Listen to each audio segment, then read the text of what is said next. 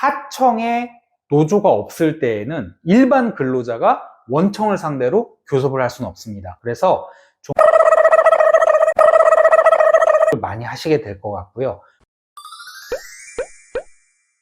안녕하세요. 근로자의 자존감을 올려주는 노무 채널 근자감의 신정욱 노무사입니다.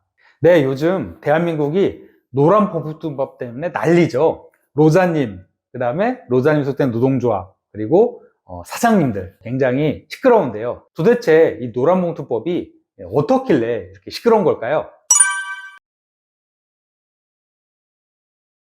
노란봉투법 도대체 뭐냐? 자, 국회 사이트에 아무리 찾아보셔도 노란봉투법이 검색은 되지 않으실 거예요. 이건 별명이에요. 약간 그 사연이 있는데 예전에 노동조합을 상대로 회사가, 즉 사장님이 손해배상 청구를 했어요. 파업이나 뭐 이런 조합 활동한 노조에 대해서 회사가 손해를 입었으니 자, 파업은 파업이고 손해배상해라 라고 하니까 너무 이제 가혹하게 이제 조합원들이 생활고에 시달리게 됐던 시절이 있었고요. 지금도 진행형입니다. 그래서 요거를 좀 법을 개선해보자 해서 그 당시 어떤 노란 봉투로 뭔가 전달되던 그런 그 당시 시대적인 어떤 사연이 담겨 있는 별명인데요. 자, 핵심은 이겁니다. 하청 근로자가 원청의 어떤 그런 영향력 하에 있는데 원청직 노자님들은 막 연봉이 막 5천, 6천, 8천, 9천 막 이런데 똑같이 힘들게 일을 하면서도 하청 노자님들은 최저임금에 연봉 3천, 4천 이렇게 받으시는 거에 대해서 굉장히 생활고를 겪게 되신다는 거죠. 그래서 이런 근로조건에 대해서 원청을 상대로 좀 교섭을 할 수 있었으면 좋겠다. 이게 노란봉투법의 가장 큰 이슈고요. 이게 오늘 이제 다뤄질 내용이고요. 올해 3월 1일부터 시행이 되고요. 이 노조법이라고 제가 줄여서 부를게요. 노동조합 및 노동관계 조정법, 이걸 노조법이라고 하는데 이 노조법 2조가 개정이 돼서 앞으로는 이제 하청의 노동조합이 원청을 상대로 단체 교섭을 요구할 수 있게 된 거예요. 그러면 3월 1일 전까지는 불가능하다는 얘기죠. 자, 상식적으로 기본 노조법은 우리 회사 노동조합 사이에서만 단체 교섭을 하도록 돼 있는 구조였어요. 물론 우리 노조가 상급단체 한국노총이나 민주노총에 가입을 하면 민주노총이나 한국노총이 회사와 교섭을 하는 경우는 있지만 어쨌든 최소한 우리 회사 노자님들로 구성된 노동조합이 우리 회사한테 요구를 하는 거였어요. 뭐 임금 인상해달라, 뭐 휴일을 더 보장해달라 이런 요구를 하는 게 단체 교섭이잖아요. 자, 그런데 3월 1일부터는 우리 회사가 아닌 하청 기업의 노동조합이 우리 회사 사장님을 상대로 임금 인상이라든가 근로시간 단축이라든가 이런 단체 교섭을 할 수 있게 된다는 거예요. 자, 예를 들어서 삼성전자가 있는데 삼성전자에는 휴대폰을 만들 때 삼성전자 모든 부품을 다 만들지 않잖아요. 그래서 부품을 납품하는 여러 하청업체들이 있습니다. 협력사들이 있죠. 근데 그 협력사의 로자님들이 노동조합이 있을 때 이 노동조합이 삼성전자를 상대로 근로시간이나 임금에 대해서 단체 교섭을 요구할 수 있게 된다는 거죠. 이게 노란봉투법 3월 1일부터 시행되는 개정 내용입니다.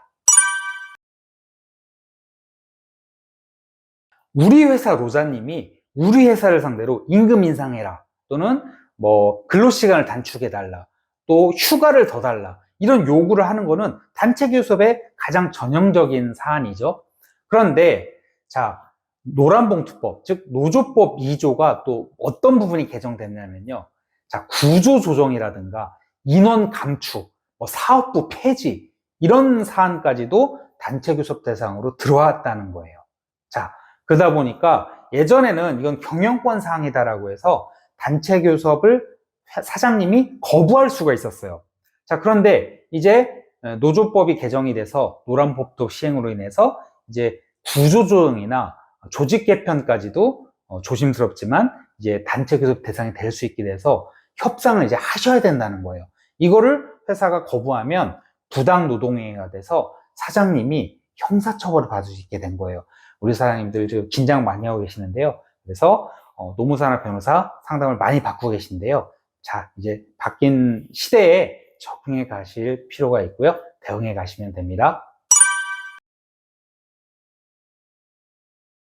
바로 노란봉투법 시행으로 해서 이 부분도 굉장히 지금 사장님들이 고민하신 지점이 되는데요. 일단 노사님께서도 하청에 노조가 없을 때에는 일반 근로자가 원청을 상대로 교섭을 할 수는 없습니다. 그래서 교섭이라고 하는 거는 노동조합 대 사장님의 대화 방법이거든요. 그래서 종전에 노조가 없던 하청 노자님들이 노동조합을 설립을 많이 하시게 될 것 같고요. 그렇게 해서 노조가 설립되면 원청을 상대로 이제 교섭을 하실 수 있게 되는 거죠.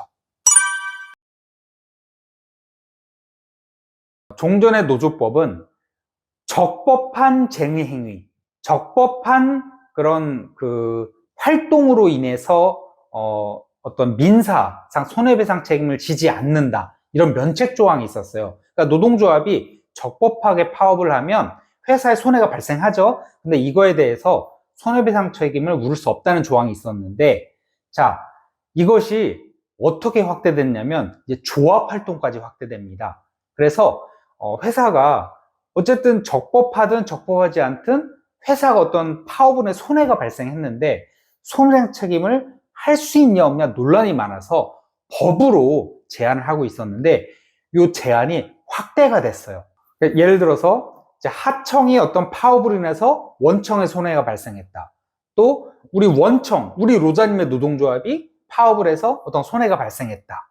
자, 그래서 이게 불법 파업이면은 손해배상 청구를 할 수 있어야 되는 거잖아요. 그런데 이런 손해배상 책임에 대해서 노란봉투법은 제한을 가하고 있다는 겁니다. 이 자세한 내용은 다음 영상에서 다뤄보도록 하겠습니다. 노란봉투법 좀 드릴 내용이 많아서 좀 두 개로 나눠 설명하고 있는데요. 자, 다음 영상도 손해배상 책임에 관한 거니까 꼭 들어주시기 바라고요. 알림, 좋아요, 구독 설정 잊지 말아주시기 바랍니다. 감사합니다.